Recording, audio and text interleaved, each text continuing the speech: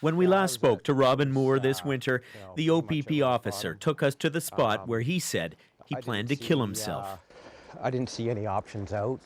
I was in that dark hole, and I couldn't go through it anymore.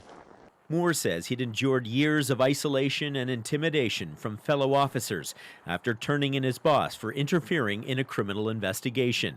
Today, Moore, now retired, is happy to be alive to hear the news of the OPP review. I would like to see people held accountable.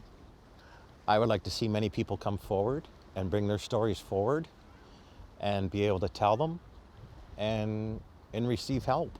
The independent panel was triggered by tragedy. In 3 weeks last summer, 3 OPP officers took their own lives, and many blame the deaths on what they call the toxic work culture inside Canada's second largest police force. I think we have to appreciate and be reminded that every time there is an OPP officer who commits suicide, we have a failure as a government to act. Officer Josh DeBach was one of 3 officers to take his own life last summer.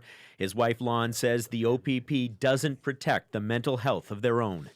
I 100% believed he died because of his work and because of how he was treated there and neglected.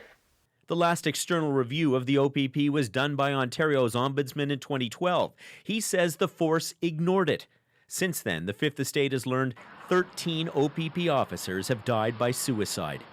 So I think the OPP can recover, but first off, they have to admit that there's an issue and then deal with it and then move forward.